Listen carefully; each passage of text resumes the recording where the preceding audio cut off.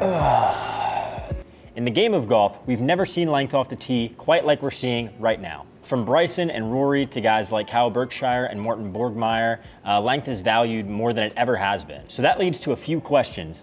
What's the longest driver in golf? What's the most forgiving long driver in golf? And what's the best long driver overall? Well, in this video, I'll be going over my winner in each one of those categories and the data that backs it up. I've taken 7 of the best low spin drivers on the market and put them in a head-to-head style matchup to see who comes out on top. So sit back, relax, enjoy, and let's get into it. So I am a certified professional club fitter, and to make sure this test was as even as possible, I wanted to make sure that I wasn't the only one hitting these clubs. So myself, the owner, and a coworker at the shop that I fit out of each took 10 swings with each one of these clubs, and afterwards we got together and compared the numbers. In order to make this a fair test, we used TrackMan and we used all brand new Pro V1s. I also don't think driver tests are as accurate or as good when everybody uses the exact same shaft. So what we did is we used a shaft and a head and lie and loft combination that kind of worked best for our own swings. I'm not going to go into all the exact specs for every single driver that I used, but for example, my swing, I like something a little bit higher launching, higher spinning, think a shaft like a Venice Red. Then the adapters are all a little bit different, but I had my head set anywhere between 8 and 8.5 degrees. I also went a little bit flatter with my heads because my miss tends to be a little bit of an overhook left. So basically what I'm trying to say is that we gave all of these drivers the highest possible chance for success. As far as the criteria, there were 5 different categories we used. I will dive a little bit deeper into how we picked winners from each one of these categories as we get to each individual category, but the categories are as follows: looks and feel, accuracy, ball speed, total distance, and spin variance. As far as the actual competitors, like I said, we tested 7 drivers, and they were the GT3 from Titleist, the QI35 LS from TaylorMade, the ZXi LS from Strixon, the DS Adapt LS from Cobra, the G440 LST from Ping, the Elite Triple Diamond from Callaway, and the STG from Mizuno. For each category, the winner is going to get 7 points, second place will get 6, third place will get 5th, so on and so forth. Then at the end, I'll tally up the total points to get our winner, but before we get into it, let me know what you think is going to be the longest, the most forgiving, and the best overall. So diving right into the looks and feel category here, we're gonna go from last place to first place. And before we get started, I do wanna say that I don't think any of these drivers look bad. Feel certainly played a factor, and some of them felt better than others, but I don't think any of them really looked bad at address. With that being said, someone had to finish last, and for us, it was the Strixon ZXi LS. While I think the matte black head looks super solid behind the ball, it was the feel, and more specifically the sound, that we weren't really huge fans of. It kind of gave off that tin can type of sound that usually isn't really sought after in drivers. With that being said, it definitely did have the biggest, most confidence-inspiring footprint behind the golf ball. So if you're in the market and you're really looking for something that is going to be lower spinning, but it's going to have a little bit more of a confidence-inspiring shape to it, the ZXi from Strixon really might be a good option. In 6th place was the Mizuno STG, and this driver really looked and sounded super solid, but for us, the main reason it ended up this low on our list was all based on feel. It just didn't give us that springy, trampoline-like feel that we really want in a driver. It kind of felt like a brick wall, and just didn't give us that feedback that we were really looking for. I will say, though, this was one of the most dead and thuddy sounding drivers of any of the ones that we tested, and I know that's a super popular sound with a lot of golfers nowadays, so if that's something that you're looking for specifically, the STG definitely a good option. In 5th place was the DS Adapt LS from Cobra, just behind the Callaway Elite Triple Diamond in 4th. We went back and forth on these two, and I'm really splitting hairs here, but I do think the Elite just looks and feels a little tick better than the Cobra. I like the look of the Triple Diamond head much more than the Standard and Elite X variations in the Elite lineup from Callaway. The Triple Diamond has the shiny all black head, and it's just a little bit sleeker, which I think really fits for the lower spinning, more tour inspired Triple Diamond head. Now the Cobra has a matte black finish, and you'll find that it's a lot more teardrop shaped, whereas a lot of these heads in this test are going to be more pear-shaped, which I'm not saying that's going to be a good or bad thing. That's ultimately going to be up to you, but for us, we got Cobra in 5th and Callaway in 4th.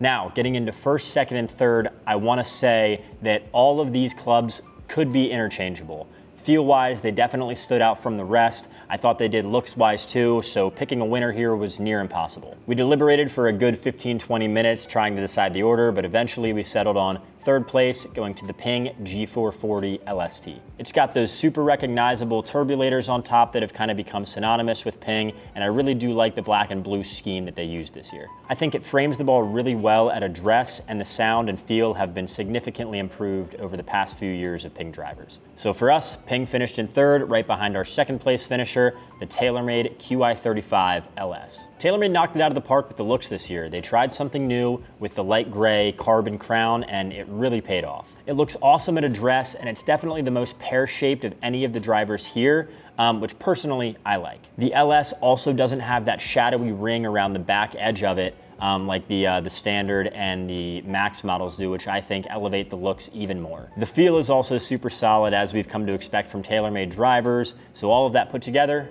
TaylorMade stands in second place. And by process of elimination, you've probably figured it out, but yes, in first place is the GT3 from Titleist. We've come to expect a certain timeless look from Titleist, and again, they have delivered. The shiny black crown looks sleek and seamless behind the ball and just makes it so easy to have a ton of confidence in whatever shot you're about to hit. The feel is also my favorite, not by a lot, but I did find it to be a tiny bit more responsive than the other clubs. So all good things to say about the top three as far as looks and feel, but we did have GT3 coming out on top, followed by the QI35, followed closely by the Ping G440. However, this was the only category that was really all based on personal opinion, so let me know, who would you have winning? Okay, moving on to accuracy now, and this was a category we really had to dive deep into the numbers to get our winner. Now these are all the low spinning bomber variations of all of these driver heads, yes, but we still need to be in play off the tee, so accuracy is still important. The three of us took 10 swings each, so there was a potential for 30 fairways hit, and I was just gonna go based on, which one hit the most fairways, but there was a little problem. TrackMan's fairway on the shot analysis screen is either way too big, or we just had a great day driving the golf ball, because we had 4 drivers tied at 27 out of 30 fairways hit, and 2 tied at the top with 28 out of 30 fairways hit. So to differentiate and pick actual winners, we shrunk the fairway to 20 yards wide on either side. And we also had a couple ties even after that. So to differentiate between those, we took the side total variance, which is basically how far we missed the exact center of the fairway on average. So basically, even if we hit the fairway, which one was closest to the middle of the fairway most consistently? Side note, with the side total variance, we want there to be the least amount of variance possible, so the lower the number, the better. So starting in last place, we had the GT3, and this one was in solo last by a pretty wide margin, hitting only 15 out of 30 fairways. Then there was a big jump with the QI35 LS, the Dark Speed Adapt LS, and the Elite Triple Diamond, all hitting 19 out of 30 fairways. However, after looking at the side total variance, we had the Dark Speed Adapt coming in 6th, followed by the QI35 coming in 5th, meaning 4th place was taken by the Elite. Then we had another tie-in first with the ZXI, the G440, and the STG, all hitting 20 out of 30 fairways. With the side total though, we had in 3rd place the STG, then came the ZXI, then came the winner of this category, the Ping G440, with the side total variance of only 74 feet. Now I expected the Ping to do well in this category, but the 2nd and 3rd place finishers were a little bit of a pleasant surprise. The ZXI, like I said, has a little bit of a bigger footprint, so that could mean a little bit of added MOI and extra forgiveness on off-centered strikes. And then the Mizuno just came out with a super low spinning, kind of flat ball flight, so that definitely could have played a factor in the accuracy portion as well. So overall, interesting results in the accuracy category. Now let's move on to one of the categories why you probably clicked on this video, ball speed. Now obviously, in a video where length is at a premium, this is going to be an important category. This was also one of the easiest categories to rank because all we did was took the average ball speed for all 30 shots and ranked them from lowest to highest. So starting with the lowest and in last place was the Mizuno STG with an average ball speed of 166.3 miles an hour. Coming in 6th place with an average ball speed of 169.8 miles an hour was the G440 LST. Right after that was the ZXI coming in at 170.1, and the ZXI was behind the Elite by only 0.1, so not a ton of difference between those two. Then we had our podium finishers, and getting the bronze in third place was the DS Adapt LS at 171 miles an hour on average. In second place was the QI35 LS, coming in at 171.6 miles an hour. Then the only driver to get over 172 miles an hour of ball speed on average was our first place finisher, the GT3, at 172.2 miles an hour. And sticking to the important stats for this test, our next category is going to be total distance. Now, disclaimer, ball speed doesn't always equal more distance. There are a lot of factors that play a role in total distance, such as, ball flight. Does it come off lower or higher off a certain driver? Also, maybe one part of the face might be hotter in one driver versus another. These are all things that play a factor in total distance. But for the sake of our test, we did find that the order for ball speed and total distance was almost the exact same, with only one minor change. So now I'll rattle off the total distance that each driver finished with on average, and I'll let you know which ones switched. So starting with the STG from Mizuno, it averaged 306.7 yards. Then it was the ZXi and the G440 which switched. The ZXi averaged 309.1 yards and the G440 averaged 311.1. Then in fourth was the Elite at 312.5 yards. And following that was the DS Adapt from Cobra at 314.1 yards. Then second and first, respectively, was the QI35 and the GT3. QI35 averaged 314.7 yards, and the GT3, our winner, averaged 315 yards on the dot.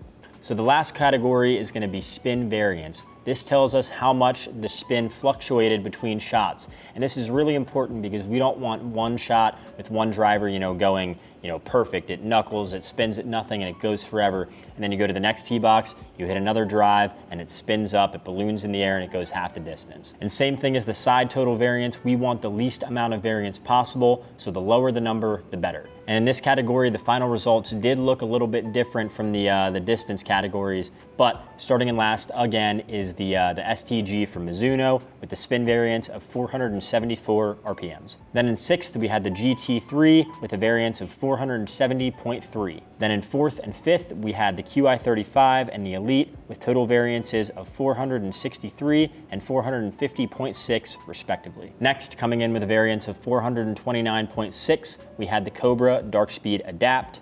Following that was the ZXi with a variance of 391, meaning our leader for spin variance was the Ping G440 with an average variance of 365.6. That's a lot of numbers to throw at you. So after all that, and 210 driver swings from us, where does that leave us? Well, here's the final breakdown after all the points were tallied and awarded accordingly. In last place, with just 10 points, we had the Mizuno STG. Now, like I said at the beginning, it doesn't actually look all that bad, but when we got to the actual performance, it just seemed to be lagging behind a little bit in every category. Now, while that is the case, if you're looking for a super solid product at a reduced price, the STG might be the one for you. It's about half the price of these other clubs, and it's not a bad driver at all. In fact, Mizuno's definitely been on the uptick with their driver lineups in the past couple years, so I'm really excited to see where they go from here.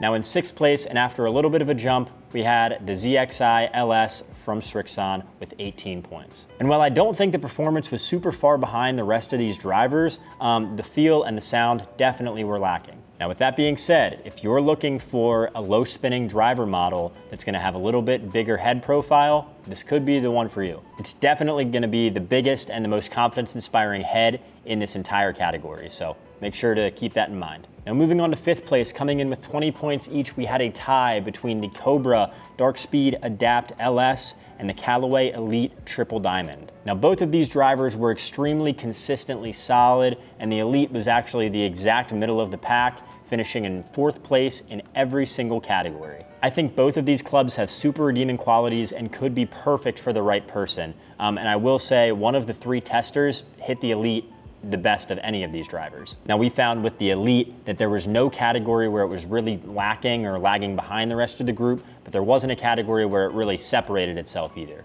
It was almost the same thing with the DS Adapt, but it did finish pretty high up in all of the distance categories, and it finished second to last in the accuracy category, so that is something to be noted. Now moving on to third, and in this case, third, second, and first, we had a three-way tie. Yes, that's right, the Ping G440 LST, the TaylorMade QI35 LS, and the Titleist GT3 all finished at the top with 24 points each. However, I believe all of these drivers can be summed up very, very differently, so stay with me. I'm going to award each one of these drivers a different title based on the categories they won or finished really, really well in, starting with the title of the longest driver on the market, the GT3 from Titleist. It finished first place in ball speed and distance, so that should tell you all you need to know on the potential for distance with this driver. Now, it also finished dead last in accuracy and second to last in spin variance, so it wasn't very forgiving or consistent off the club face. So in my opinion, this driver is gonna be great for the more consistent ball striker, somebody that has speed and knows how to control that speed. Strikes out of the middle of the face consistently resulted in the best shots of the entire test,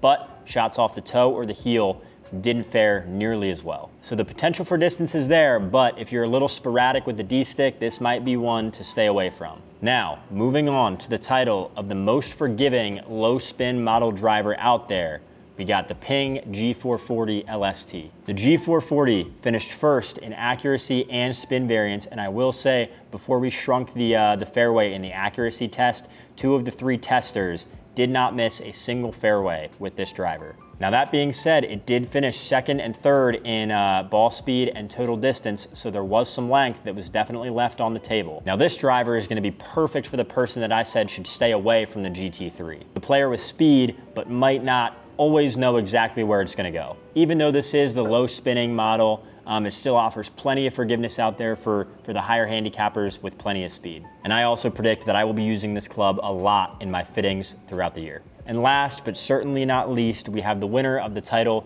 Most Well-Rounded Low Spin Model Driver, and that is, you guessed it, the QI35 LS from TaylorMade. Now, it didn't actually win any category, but I will say it got blocked a little bit, finishing second behind the GT3 in distance and ball speed, and it also put up respectable numbers in accuracy and spin variance. This driver was a consistent top performer for all 3 of us testing, and we all agreed before we even had to look at the numbers that this driver was gonna finish top 3 for sure. Now, I didn't mention looks or feel for any of the top 3 drivers in this little wrap up at the end for a reason. Like I said at the beginning, these 3 drivers finished first, second, and third in the looks department, but we took 15-20 minutes to decide a winner. There really is no last place. They all look and feel and sound phenomenal. Also, the looks and feel is completely subjective. We had the Strixon ranked last in looks and feel, but for you, it might be first. The best looking driver is gonna be the one that gives you the most confidence, because at the end of the day, that's all that really matters. Who cares about the name on your driver? If that's gonna be the one that you hit longer and straighter, a higher percentage of the time, that's the one that you should be playing. So to wrap up, I wanna say that each one of these brands has come out with super solid drivers this year, each with their own great, unique qualities. And before you purchase one of these, I really, really wanna recommend that y'all go get fit for it. I know I am a club fitter and that's how I make a living, but I promise you it will make the game of golf a lot more enjoyable if you have a club, especially a driver, that's tailor-made for you. So if you were going into a fitting, let me know which 1 or 2 you would be rooting for deep down. That's all I got for you today. Make sure y'all are staying tuned, because I will have a 10K MOI driver head-to-head, kind of like this, coming out in the near future. Y'all aren't gonna wanna miss it. I appreciate y'all sticking around and spending a little bit of time with me. It really does mean a ton. I really hope that we can kind of grow this game as a community this year, whether it's through videos like this, whether it's through on-course content, vlog type videos, or something else. Y'all can let me know in the comments, but hopefully I'll be bringing all of that stuff to you in the near future. So yeah, hit that like and subscribe button down below, and until next time, peace out.